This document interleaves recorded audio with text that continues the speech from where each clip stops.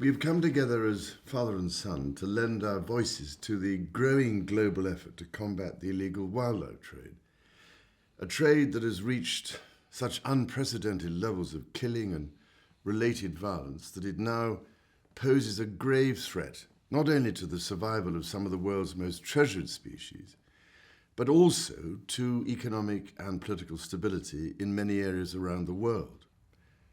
Now, I've said before that we must treat the illegal wildlife trade as a battle, because it is precisely that. The rising and apparently insatiable demand, much of it from Asia, has provided an economic incentive for trafficking to become increasingly criminalized and professional. Organized bands of criminals are stealing and slaughtering elephants, rhinoceros, and tigers, as well as large numbers of other species, in a way that has never been seen before, pushing many species to the brink of extinction. They are taking these animals using the sophisticated weapons of war, assault rifles, silencers, night vision equipment, and helicopters. Unarmed park rangers are no match for these organized gangs and high-powered equipment. Tragically, many brave rangers have lost their lives while trying to save those of the animals. My father and I hope you share our belief that it is shocking that future generations may know a world without these magnificent animals and the habitat upon which they depend. This year, I have become even more devoted to protecting the resources of the earth for not only my own son, but also the other children of his generation to enjoy. I want them to be able to experience the same Africa that I did as a child.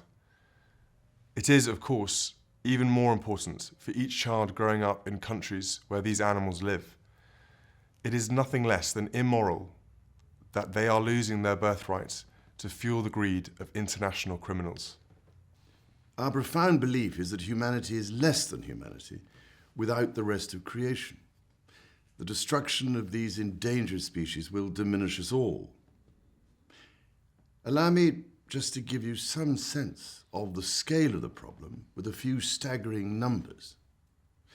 More than 30,000 elephants were killed last year, amounting to nearly 100 deaths per day. In the past 10 years, 62% of African forest elephants have been lost. If this rate continues, the forest elephant will be extinct within 10 years. A rhinoceros is killed every 11 hours. As recently as 100 years ago, there were as many as 100,000 wild tigers living in Asia. Today, there are believed to be fewer than 3,200 left in the wild. Lions, leopards, cheetah, and snow leopards, already seriously threatened, are increasingly being killed as organized crime seeks to compensate for the dwindling number of tigers. Despite the terrible crisis that we now face, we both continue to be optimistic that the tide can be reversed. We've been so impressed by the brilliant work already being done on the ground to improve enforcement and in consumer countries to stop the demand for wildlife products.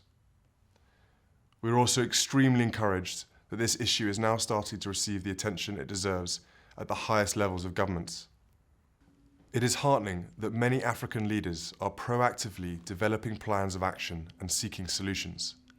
To build on this important momentum, the Prime Minister of the United Kingdom is hosting a meeting of some 50 heads of state and other world leaders to agree on actions to address this problem forcefully.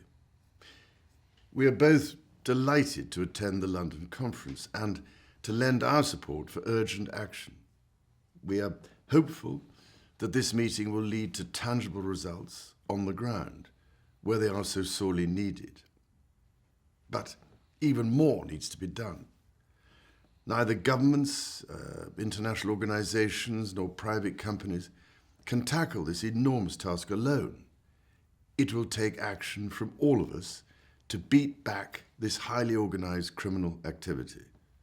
In the face of such a threat, it is natural to feel powerless, but I have seen the extraordinary impact of advances in protection on the ground and the power of social media in reducing demand for these products. Each one of us can help by raising our voices to support them. We have to be the generation that stopped the illegal wildlife trade and secured the future of these magnificent animals and their habitats, for if we fail it, we'll all be too late. So we ask you to talk about it, to support organisations that are taking action, and to urge others to do the same. At the end of this video, there will be a list of addresses that can help you get started. Together, we can stop the illegal wildlife trade. Let's unite for wildlife. Lina tahida min ajli himayatul hayatul baria. Ha'i dwanket vi dauvat huangzaha. Unámonos por la vida silvestre. Tu engane tu se ede waniama.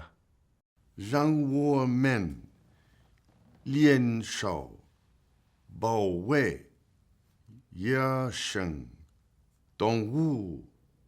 Let's unite for wildlife.